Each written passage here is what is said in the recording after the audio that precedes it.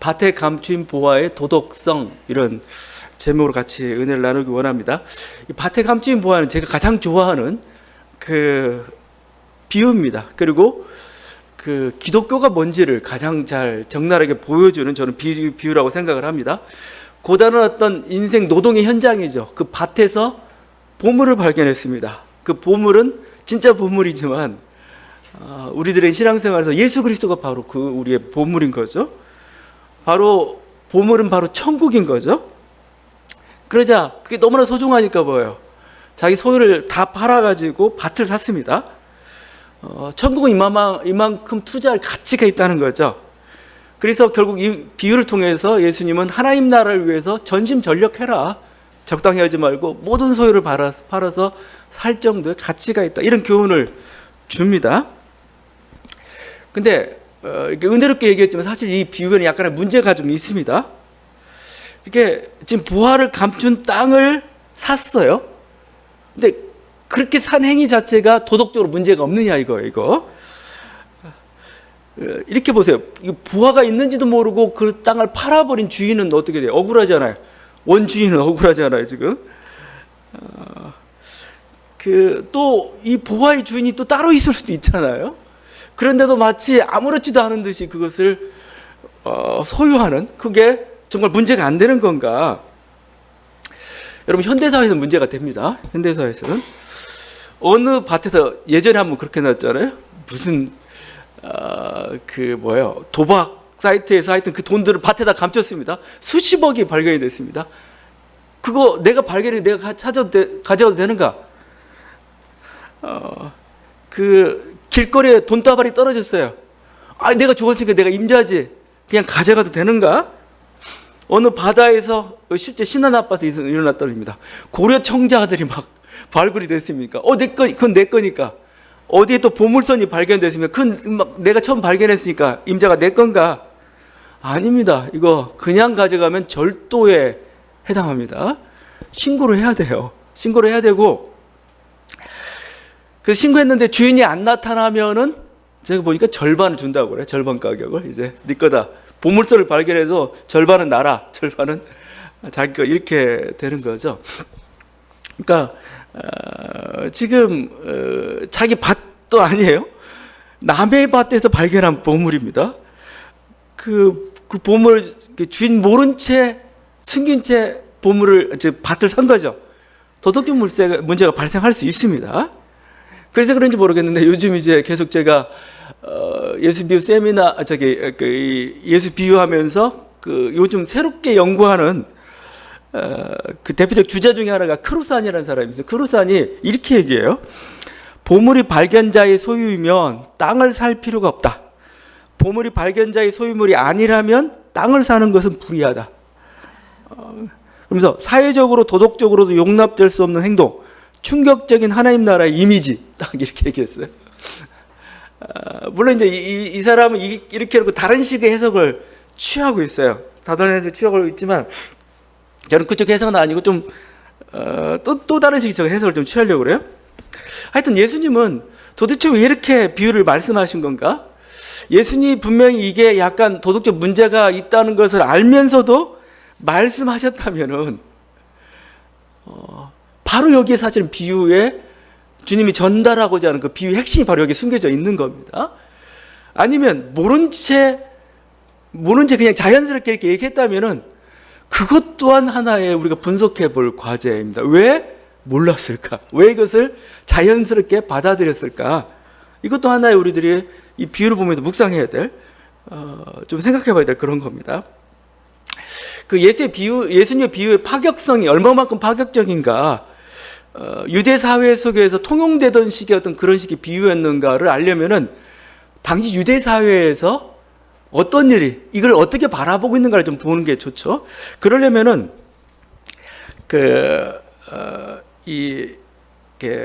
유대 사회에서 예수님 시대에 비유를, 예수님만 사실 보면, 연구해 보면 비유를 아주 이만큼 광범위하게 실생활, 이솝의 우화도 아니죠. 동물들이 아니고 사람들이 주인공이 되어 있는 이런 실생활 속에서 어떤 하나님 나라의 교훈이나 가치를 전달해 준 분은 예수님밖에 없어요. 정말 아무리 연구해도 이만큼 다양하게.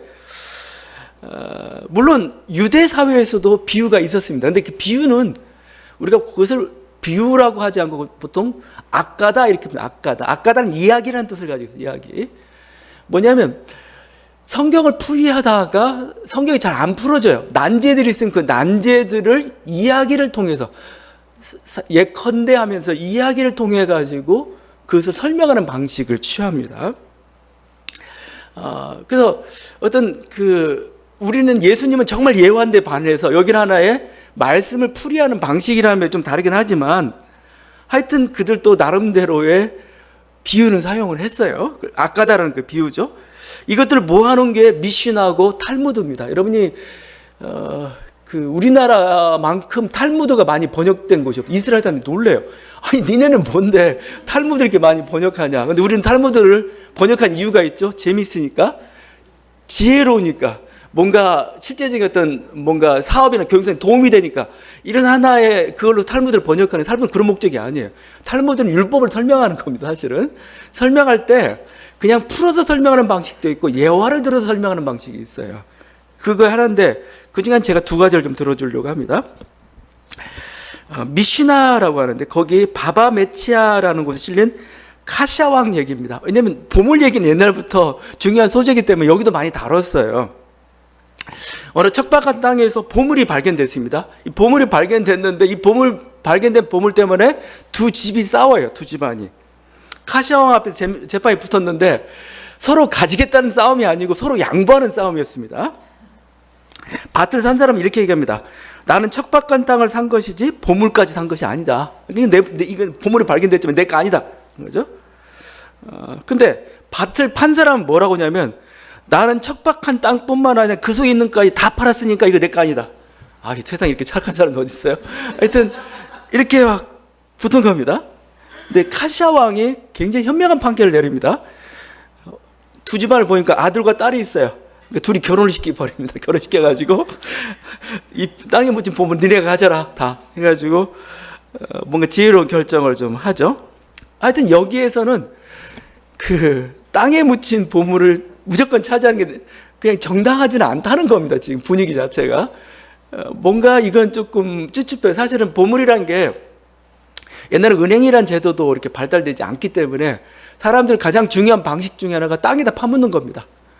땅에다 파묻었다가 이게 돈을 누가 훔쳐가도 책임이 면제가 돼요. 헝겊에 싸두면 이건 안 됩니다. 그건 남의 돈을 제대로 간수하지 못했다고 정죄를 당하지만 만약에 남의 돈을 나는 땅에다 파묻어 놨다. 좋은 방법입니다. 근데 옛날엔 질병도 많고 전쟁도 많고 피치못할 사정이 있다 보니까 그냥 밭에 보물이 그냥 주인이 사라진 채 그냥 비일비재했던 거죠. 하여튼 그런데도 불구하고 이걸 이렇게 밭을 사고 파고 거기서 보물이 발견 이런 일은 좀 그냥 막 내 거다 하기엔 조금 쉽지 않은 얘기라는 거죠. 두 번째는 역시 미슈나인데 아빠 유다에 대한 이야기입니다. 아빠 유다.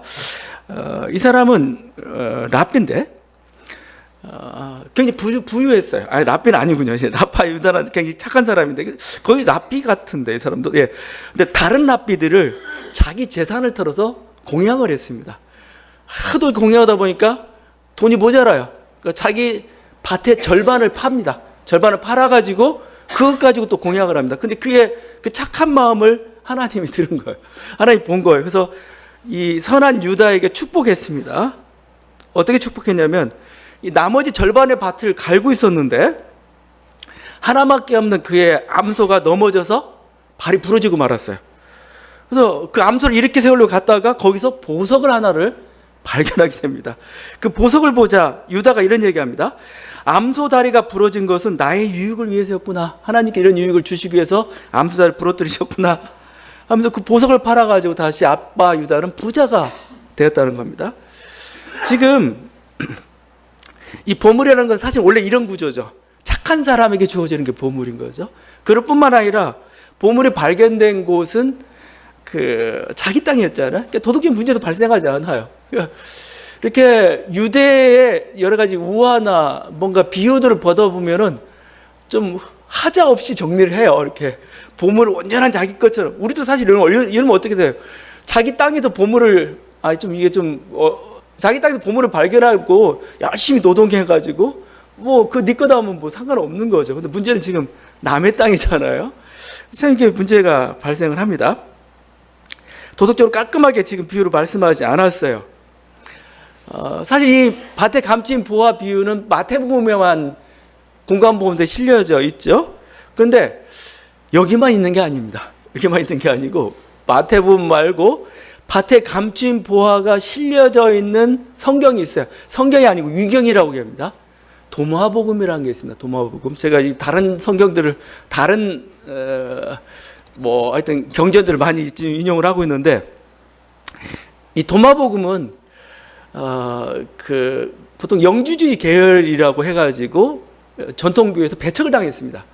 그런데 현대 그 성경 연구가들이 이렇게 해보니까 이거 괜찮아. 이게 예수님, 역사적 예수님의 그 실제 말씀들을 많이 담고 있다는 어떤 결론들을 얻었어요. 그래서 우리가 보통 여러분들은 그냥 성경만 보고 있는데 비유 연구하는 사람들은 마태, 마가, 누가하고 도마복음을 같이 봅니다. 도마복음도 같이 비교해 가면서 예수님 말씀의 비유의 의도도를 찾아가요. 근데 이 도마복음에 이 보물과 관련된 마태복음과 유사한 비유가 있어요. 도마복음서 109번에 실린 감추인 보화의 변형된 형태인데 제가 한번 읽어볼게요. 예수께서 말씀하시니라 그 나라는 마치 밭에 감추어진 보물을 갖고 있으나 이를 모르는 한 사람과 같도다. 그가 죽음에 그의 아들에게 그것을 물려주었으나 역시 아들도 이에 대해 모른지라. 그가 그 밭을 인계하여 그것을 팔았느니라.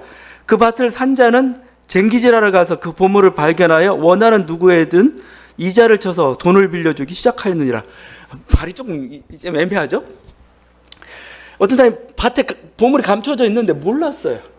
그걸 아들한테 물려줬습니다. 아들도 몰랐어요. 그래서 모른 채 그냥 밭을 팔았어요. 밭을 누가 샀는데 그 사람이 그 보물을 발견한 겁니다. 보물이라면서 자기 것을 해가지고 그냥 막 팔고 이자 놀이를 했다는 거예요. 도마복음은 조금 이상한 식으로 비유를 했죠. 자, 근데 그래서 사실은 이 마태복음과 도마복음의 차이는 결국 뭐냐?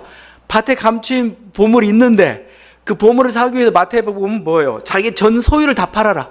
여기에 초점을 둔 거죠. 천국이라는 보물을, 이 예화를 천국이라는 보물을 소유하게 너의 전 소유를 팔아라.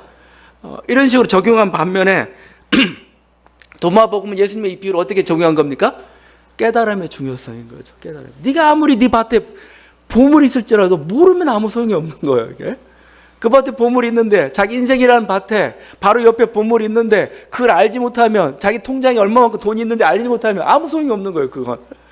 그러니까 어떻게 보면 깨달음의 중요성을 강조하기 위해서 이 밭에 감추인 보화를 사용하고 있습니다. 어떤 게 예수님의 비유냐, 원래적 비유냐, 그렇게 따지면 좀 어리석죠. 왜냐하면 저는 예수님이 비유를 여러 가지로 사용했다고 좀 생각을 해요. 계속 말씀드리지만 어느 때는 이렇게 사용하고 어느 때는 또 다른 때는 또 거기에 맞게 사용이, 그게 민중적이죠. 그게 현실적이죠. 그냥 그 비유 하나는 꼭 이렇게만 적용시켜야 돼. 이게 가장 어떻게 보면 지식인들의 한계죠. 그냥 지식인들은 그냥 모든 게 수미일관으로 딱 맞아야 이 비유는 이렇게만 사용돼야 돼. 아니에요. 그게 제가 모시던 옛날에 그 담임 목사로 모시던 그분이 부흥사셨습니다. 이것저것 설교하는데 설교할 때만 똑같은 예화인데 달라져요. 갑자기 농부의 아들이 어쩌고저쩌고 하다가 저기 바닷가에 가면 갑자기 어부의 아들이 어쩌고저쩌고 하다가 똑같은 내용을 저는 그게 더 정확하다고 봐요. 왜냐하면 그 상황에 맞게 해야 될 거 아니에요. 예수님도 밭에 감추인 비유 이렇게 쓰기도 하고 저렇게 쓰기도 하고 막 저는 그럴 거라고 생각합니다. 자, 근데 하여튼 문제는 뭐냐면 계속되는 문제지만 제가 답을 안 주고 여기까지 끌고 왔는데 두 비유의 문제도 역시 여전히 보물이 감춰진 밭을 소유했던 원주인에 대해서는 또 그거의 도덕성에 대해서는 아랑곳하지 않는다는 점입니다. 그냥 보물을 발견한 자가 임자예요. 여기 구조 속에서는 그 밭을 숨기고 사는 것에 대해서 별 문제의식도 없었어요. 근데 사실은 제가 보기에는 이게 정말 민중적인 정서예요. 여러분도 정말 이런 식으로 밭에 보물을 발견해 정말 이 보물을 보니까 이건 정말 뭐예요? 오랫동안 어떻게 감춰졌던 그런 거예요. 그러면 뭐예요? 이거 하나님이 주신 횡재야 하면서 가져가고 싶잖아요. 그러니까 일반적인 어떤 민중들의 저는 마음이라고 생각을 해요. 저는 그 마음을 그대로 대변하고 있다고 생각을 해요. 이게 도덕적인 하자다 뭐 그런 차원을 떠나서 정말 어떤 민족적인 태도가 좀 그래요. 지금 보면 사실 그래요.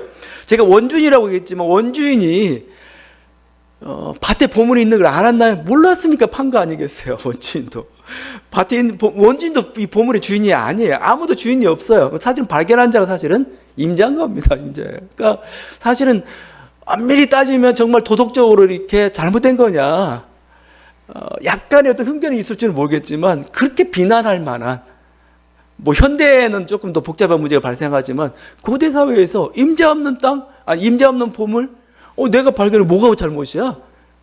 그렇게 할 수 있는 그런 문제고 예수님은 그걸 그대로 받아들이고 있다는 겁니다. 제가 이 얘기를 자꾸 하는 게 뭐냐면은 우리가 보물을 발견할 때도 완벽하게 어떤 도덕적인 행동을 요구하는 그 사람이 바로 누구냐는 거예요. 그건 예수님이 아니고 하나님이 아니고 바로 우리들이고 뭐요? 당시 바리새인들이고 지식인들이에요. 지식인들은 누가 어떤 하나님의 놀라운 은혜를 받았으면 그걸 찬양하는 게 아니고 뭐죠? 흠결을 찾아요. 너 왜 이건 이렇게 했어? 이렇게 했으면 더 좋았을걸? 항상 이런 식으로 이렇게 것을 잡죠. 근데 그런 모습이 지금 나타나고 있는 건 아니냐는 거죠. 우리의 눈이라는 게 바로 그런 건 아니냐는 거죠. 예수님은 어떤 분이시냐? 예수님의 행동을 보게 되면은 그냥 이런 사소한 것에 대해 별로 신경을 안 써요. 사소한 것들. 안식일법, 정결법, 별로 신경 안 써요. 안식일법, 정결법보다 예수님이 신경 썼던 건 뭐죠? 생명이죠. 사랑이죠, 사랑. 정이죠. 그냥 안식일법 쪼양 지켜도 그만, 안 지켜도 그만, 별로 개의치 않고 하셨던 게 그 예수님의 모습이었죠. 저는 이런 어떤 이 부활을 발견한 것은 분명히 여러 가지 도덕적인 약간 캥기는 면이 있긴 있어요. 있지만 그게 결정적인 하자는 아니라는 겁니다. 제가 얘기하는 것은. 그러면서 어떤 하나님 나라를 어떤 차지하고 그걸 해나가는 모습은 사실은 예수님의 비유에만 나온 게 아니에요. 성경 곳곳에 나와 있고 하나님 우리를 바라보는 그 태도예요. 하나님은 우리의 어떤 작은 악에 대해서, 작은 도덕적 결여에 대해서 그렇게 뭔가 큰 건수 안 잡아요. 그냥 그러냐? 약간 어쩔 수 없구나. 이렇게 그냥 넘어가시는 분이시지 그것 때문에 너 왜 이 부분 이렇게 하지 않았어? 이렇게 하시는 분이 아니라는 겁니다. 그건 야곱의 모습에서 잘 보입니다. 야곱이 창세기 보면 야곱이 아버지 이삭을 속이죠. 그리고 장자의 축복을 받는 장면이 있습니다. 한번 보세요. 거기 야곱과 리브가가 형 이상인 것처럼 막 몸에 털도 붙이고 막 해가지고 냄새도 그렇게 나게 해가지고 이삭을 속입니다. 아버지 이삭을 기망한 거죠. 이 때문에 에서는 장자의 축복권을 잃었고 이삭은 기망을 당했습니다. 그런데 이삭은 어떻게 하냐면 창세기 27장 35절인데 네 아우가 와서 속여 내 복을 빼앗았도다 이 말밖에 못해요. 야곱에게 준 축복을 다시 돌이키지 못. 우리는 어떻게 합니까? 이거 원인 무효 거짓말했으니까 그냥 돌이키 못해요. 그 과정 속에서 뭐죠? 지금 이삭은 이게 하나님 뜻이었구나를 알게 된 거죠. 그냥 그걸 받아들인 겁니다. 근데 그 뜻을 선취하는 수단으로서 뭐죠? 야곱과 리브가는 거짓말을 행한 거죠. 근데 하나님 그 상황 자체 그대로 받아들였다는 겁니다. 저는 오늘 마치 똑같다고 봐요. 이 밭에 있는 보물을 차지한 그 행위하고 별 차이가 없는 게 아예 그게 모범으로서 저는 생각할 수 있는 게 바로 이 야곱의 그 얘기라는 거죠. 어떻게 보면 에서는 강자예요. 에서는 강자인데다가 장자권이 마치 당연하던 것처럼 생각하고 있습니다. 그러다 보니까 결국은 뭐예요? 장자권을 소홀히 여기는 그런 모습까지 왔죠. 근데 야곱은 뭐예요? 장자권에 대한 욕심이 있어요. 장자권이라는 게 사실은 보이지 않잖아요. 재산 주는 거 아무것도 없어요. 그냥 축복의 권리, 말뿐이에요. 말뿐인데. 근데 그걸 얼마나 소중하게 여겼는지 그 가치를 알고 있는 거죠.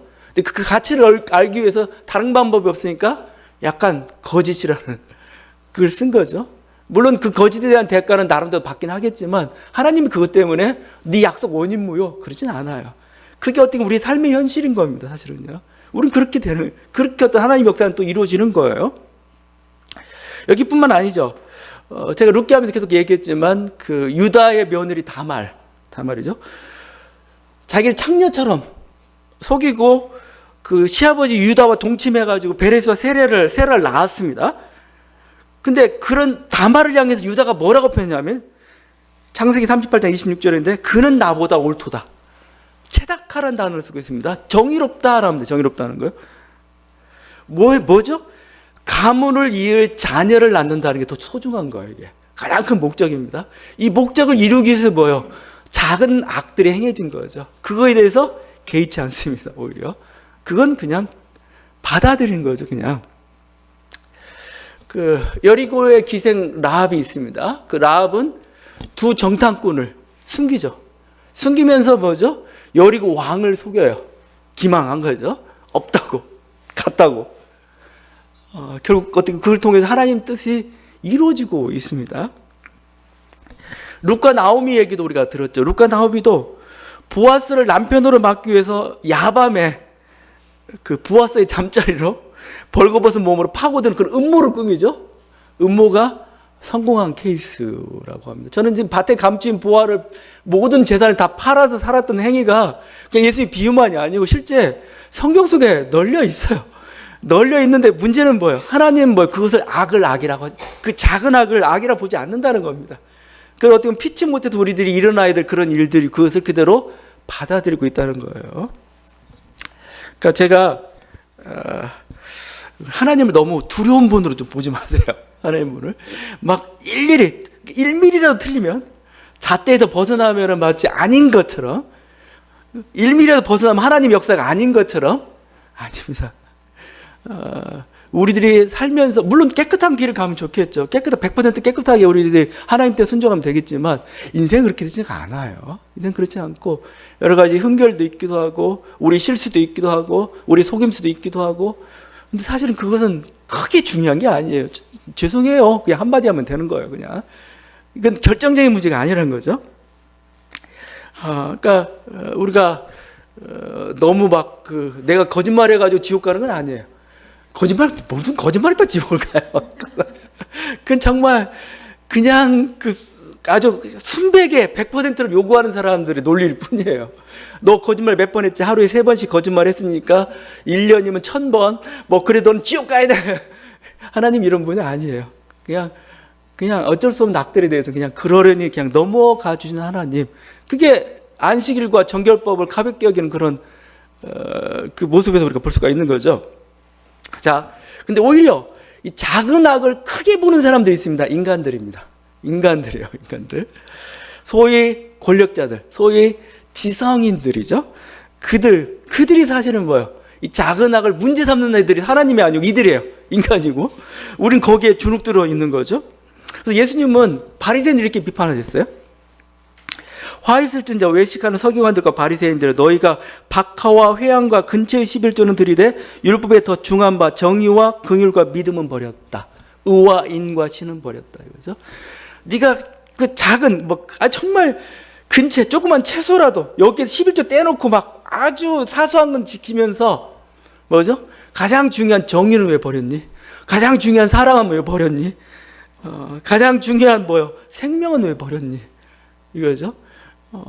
주님은 니네는 정말 중요한 건 안 보고 왜 작은 것 가지고 문제 삼냐 이거요. 우리 지금 이들이 그 모습이죠.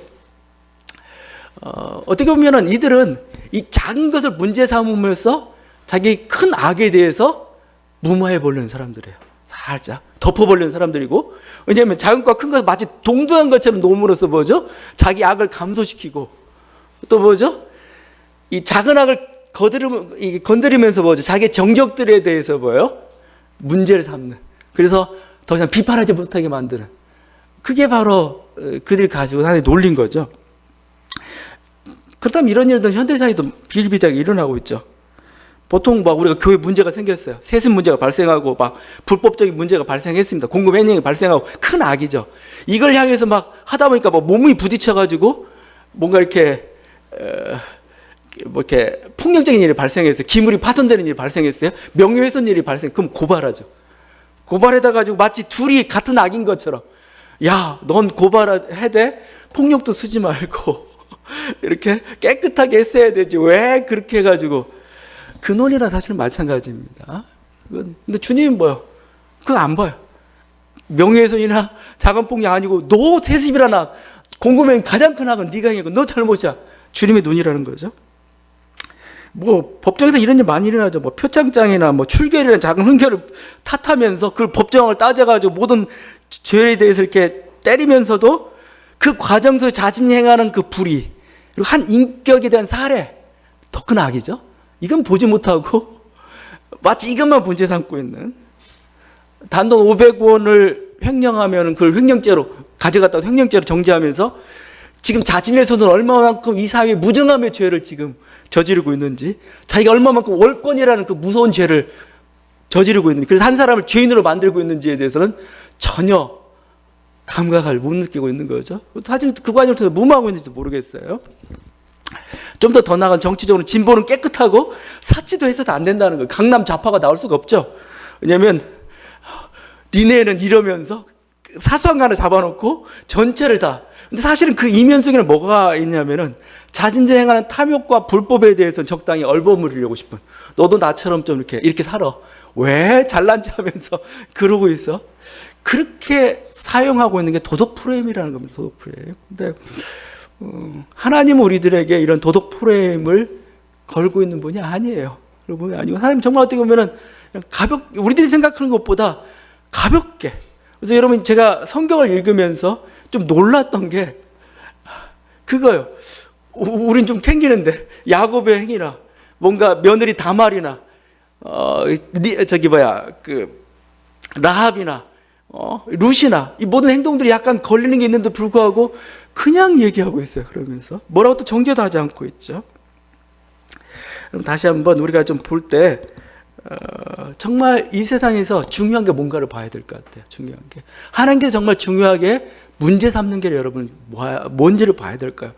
작은 그런 거 아닙니다. 작은 악들에도 별로 하나님은 그냥 그러냐? 그냥 네가 그냥 연약해서 그랬구나 그냥 넘어가 버립니다. 그러나 더 큰 것, 이웃을 사랑하는 것, 정의를 세우는 것, 불법 행하지 않는 것, 그 다른 사람에게 해를 끼치지 않는 것, 이런 것도 사실 가장 중요한 문제들이거든요. 그런 것들을 정당화하고 또 그런 것들에 대해서 또 이렇게 당연시 받아들이는, 그건 안 된다는 거죠. 어떻게 보면은. 여러분, 우리 인생 속에 여러분, 저는 그래서 그렇게 얘기하고 싶어요. 자기 인생 너무 쪼지 마세요. 쪼지 말라는 얘기가, 내 인생을 자꾸 그 기준으로서 굉장히 높은 기준은 하나님도 요구하지 않는데 너무나 자기들 많으면 이렇게 너무나 높은 기준을 자꾸 요구하고 이 기준을 자꾸 맞추려고 해요. 자꾸. 그래서 거기에 맞추지 않으면 마치 하나님이 자기를 때릴 거예요. 하나님 안 때려요. 그냥 하나님의 잣대랑은 너무나 두리뭉실할 때가 있습니다. 그냥. 근데 우리가 스스로 너무 거기에 질려 있는 건 아닌가, 이런 생각을 좀 해보고, 정말 이 밭에 감추인 이거, 어떤 이 보물을 위해서라면 자기 인생에 하나님께서 보물을 다 숨겨주셨어요. 이 보물을 찾기 위해서는 여러분 수단 방법을 가리지 말아요. 그게 정말 악이 아니라면, 그게 정말 나쁜 짓이 아니라면 하세요. 하고, 왜냐하면 그게 보물이 하나님께 허락하신 보물인데 여기서 점잖게 체면 차리고 그런 게 어디 있어요. 여기 목적은 보물을 차지하는 겁니다. 이 보물을 향해 달려가는 거죠. 또한 우리가 좀 볼 것은 하나님의 역사라는 게 앞에서 계속 얘기하지만 100% 순결한 그런 어떤 하나님의 역사가 없어요. 때가 묻기 마련이에요. 아무리 하나님의 거룩한 뜻이라도 이 뜻을 이 땅에 이루려면 흙이 묻기 마련이에요. 흙이. 근데 우리는 흙이 좀 묻었다고 해서 더럽다고 해서 아기까지 다 버려버리려고 해요. 그러지 말라는 겁니다. 그리고 또 어떻게 보면 우리는 이런 어떤 하나님의 역사의 눈을 가지고 있어야 실제 하나님을 볼 수가 있어요. 하나님은 그냥 아주 깨끗한 어떤 모래밭에 아니면 깨끗한 어떤 온상 속에서 꽃이 피는 거 아니잖아요. 진흙밭에서 꽃이 피고 있어요. 진흙밭에서. 이건 진흙 묻어 있으니까 이건 꽃이 아니고 하나님의 역사가 아니면 우리는 하나님의 역사를 따라갈 수가 없어요. 그냥 인간의 욕망이 묻어있고 인간의 실수가 묻어있고 인간의 무지가 묻어있고 더러움이 묻어있지만 그런 더러움 속에서 우리는 뭐예요? 피고 있는 꽃을 보는 거야. 하나님이 이렇게 일을 이루어 가시는구나. 우리는 그걸 찬양하는 거고 우리는 거기에 같이 동참할 수가 있는 거예요. 우리는 하여튼 이렇게 어떻게 보면 광산에 저는 금을 캐러 온 사람이라든가 금이란 걸 금 캐기 위해서는 막 돌멩이도 나오고 뭐 여러 가지 있죠. 근데 돌멩이 많다고 한탄할 필요는 없죠. 왜냐면 우리 돌멩이 캐러 온 거 아니니까. 우리 금 캐러 온 거예요. 거기서 금을 하나 발견하면은 되는 거예요, 이게. 아무리 꽃이라도 이렇게 흙이 묻어 있더라고 버릴 수는 없는 거죠. 그냥 그 자체로 아름다운 거고 그건 좀 씻어내면 되는 거예요, 조금. 이렇게 우리는 어떻게 보면 인생의 보물을 찾아 떠난 사람들이고 그를 위해서 우리는 전심전력해야 되고 주님은 그것을 인정하십니다. 이제 좀 더 나아가서는 우리 주님께서는 정말 진정한 보물을 찾길 원하는 거죠. 이런 과정을 통해서 그래서 그 인생이란 결국 뭔가 우리가 계속 보물을 찾는 과정이라고 생각합니다. 이 보물을 땅을 파가지고 보물을 발견했습니다. 그게 재산이 될 때가 있습니다. 그게 명예가 될 때가 있습니다. 그게 어떤 다른 것이 될 수도 있습니다. 자녀가 될 수도 있습니다. 이런 보물을 찾아가는 게 우리 인생의 모습입니다. 그런데 결국 이 과정 끝에서 진정한 보물은 뭐냐라는 걸 항상 성경은 질문하고 있는 거죠. 사도 바울은 이렇게 답을 줍니다. 골로새서 2장 2절과 3절인데 모든 풍성함과 하나님의 비밀인 그리스도를 깨닫게 하려 함이니 그 안에는 지혜와 지식의 모든 보화가 감춰져 있느니라.